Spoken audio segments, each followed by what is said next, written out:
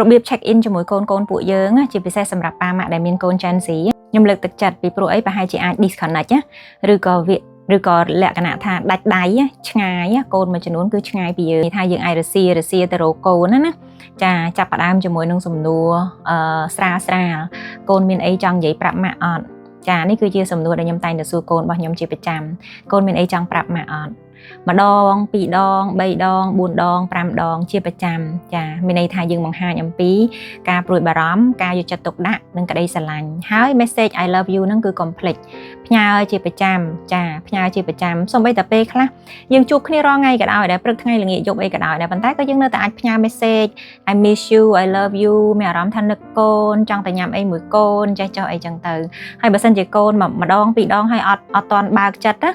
ចាកុំបដោហើយកុំធ្វើប្រហែសយើងនៅតែបន្តសួរកូនមានអីចង់ប្រាប់ម៉ាក់អត់កូនមានអីចង់ប្រាប់ប៉ាអត់ម្ដង2ដង3ដងថែមទៀតដោយសារអីចាដូចពាក្យចាស់លោកពោលថាទឹកមតនៈស្រក់យូរទៅវាគង់តែសឹកថ្មចាដូចគ្នាអញ្ចឹងដដែលទៀតពួកអីអូតូចារាងកាយរបស់មនុស្សយើង react ជាមួយនឹងសំណួរអញ្ចឹងគឺ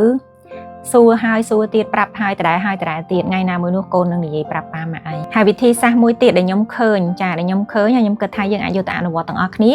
ចាទាំងខ្ញុំទាំងអ្នកទាំងអស់គ្នាជាសំណួរ 4-5 សំណួរដែលយើងអាចសួរទៅកាន់កូនសំណួរទី1គឺកូនមានអារម្មណ៍មិនដែរថ្ងៃហ្នឹងចាពេលកូនមកផ្ទះអញ្ចឹងណាអញ្ចឹងបើគេឆ្លើយឬមិនឆ្លើយអីយើងក៏នៅតែព្យាយាមដែរសួរហើយសួរទៀតអញ្ចឹងទៅសំណួរទី2គឺកូនមានអីដែលកូនមានអារម្មណ៍ថាវាពិបាកនឹងនិយាយចេញចង់និយាយប្រាប់ម៉ាក់ចាមានអីដែលវាពិបាកក្នុងខ្លួនកូនមានអារម្មណ៍ថាវាពិបាកហើយកូនចង់និយាយប្រាប់ម៉ាក់កូននិយាយបានអញ្ចឹងណាចាជាសំណួរទី2សំណួរទី3គឺអាចត្រឡប់សួរកូនថ្ងៃនេះកូនមានរឿងអីដែលកូនមានអារម្មណ៍ថាដឹងគុណសាច់រឿងមួយហ្នឹងអាច share ប្រាប់ម៉ាក់បានអត់ចា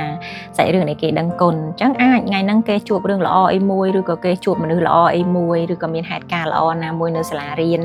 មិត្តភ័ក្តិចាបរិយាកាសជុំវិញខ្លួនដែលធ្វើឲ្យគេដឹងគុណចាព្រោះពេលខ្លះដូចយើងឃើញតាមផ្លូវអញ្ចឹងណាយើងឃើញអ្នកដែលគាត់អត់មានសំណាងជាច្រើនបើប្រៀបធៀបជាមួយ level របស់ពួកយើងរៀងខ្លួនអញ្ចឹងទៅ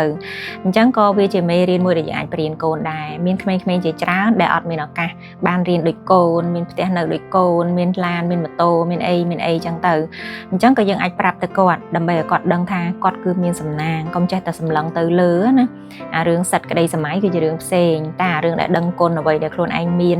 អ្វីដែលប៉ាម៉ាក់អាចផ្ដល់ឲ្យបានអ្វីដែលខ្លួនឯងកំពុងតែមានហ្នឹងវាគឺជារឿងផ្សេងដែលកូនចាំបាច់ត្រូវតែដឹងគុណឬក៏ពេលទៅយកកូនចេញពីរៀនឬក៏យើងអត់បានទៅយកតែពេលកូនមកដល់ផ្ទះឬក៏ពេលយើងមកដល់ផ្ទះជួបគ្នាយើងក៏អាចត្រឡប់សួរនាំថាថ្ងៃនេះកូននៅរៀនមានរឿងអីដែលធ្វើឲ្យកូនសប្បាយអត់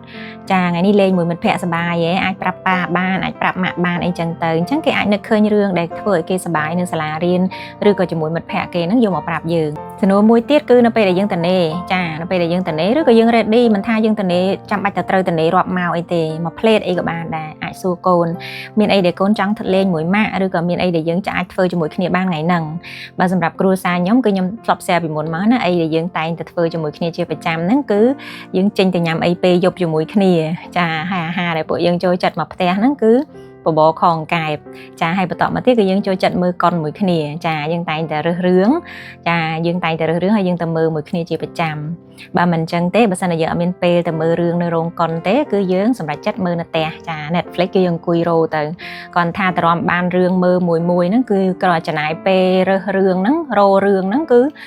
ចង់យូរជាងមើលរឿងមួយទាំងមូលទៀតតែប៉ុន្តែគឺជាពេលវេលាដែលយើងចំណាយជាមួយគ្នាចានេះគឺជា 4-5 សំណួរដែលប៉ាម៉ាក់អាច check in ជាមួយកូនជាប្រចាំដើម្បីឲ្យយើងនៅតែ connect គ្នាទាំងរាងកាយទាំងផ្លូវចិត្ត